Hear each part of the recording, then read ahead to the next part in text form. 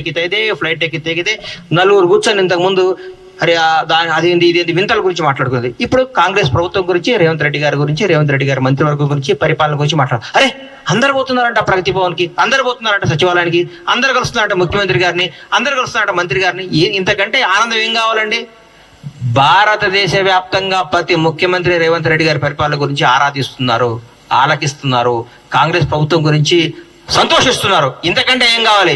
మేము రాబోయే 10 ఏళ్ళు పరిపాలించడానికి ఈ 2 రోజులు అన్నం ఇక్కడ మెతుకు పుట్టుకుంటే చాలు కదా, అన్నం ఉడికిందో లేదు, ఈ 60 రోజులు పరిపాలన చాలు, మేము రాబోయే 10 ఏళ్ళు అధికారంలో ఉండటానికి చెప్పడానికి గర్వంగా చెప్తున్నాం మేము. అంతే. గజం కేవలం 15,500 రూపాయలతో 150 గజాల భూమి కేవలం 23 లక్షలు మాత్రమే. నమస్కారం, థ్యాంక్ యూ. సోషల్ మీడియా మాధ్యమాలలో ఆల్రెడీ మొదలు పెట్టినరు టీఆర్ఎస్ సోషల్ మీడియా మాధ్యమాలు. 50 రోజులు అయిపోయింది, ఇంకా నోటిఫికేషన్లు పడలే, మీరు ఆల్రెడీ 100 రోజులే చెప్పిరని.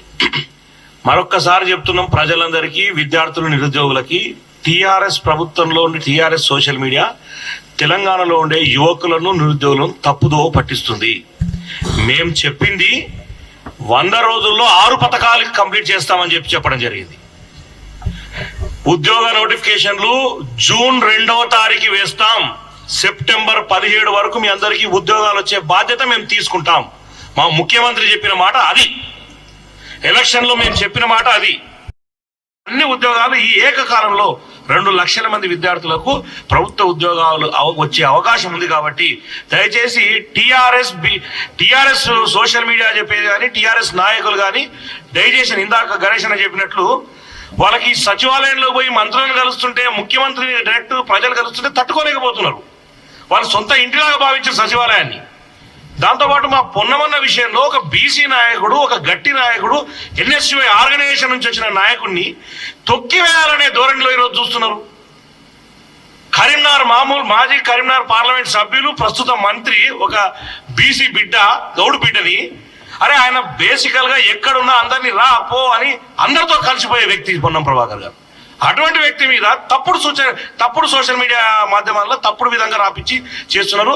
దీన్ని ఎవరు ప్రజలు హర్షించరు. మరి చెప్తున్నాం, విద్యార్థులకు, నిరుద్యోగులకు ఒకటే చెప్పదలుచుకున్నాం, బరాబర్ జూన్ 2వ తారీఖు మీరు అందరూ ఇన్స్టిట్యూట్ లో పోయి చదువుకోండి.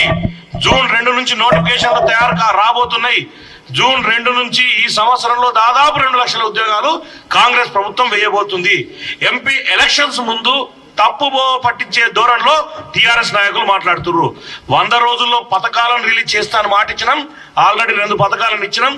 ఆర్టీసీ 11 కోట్ల మంది మహిళలు ఈరోజు ఆర్టీసీకి సంబంధించినటువంటి ఉచిత బస్సు సౌకర్యాన్ని వాడుకోవడం జరిగింది.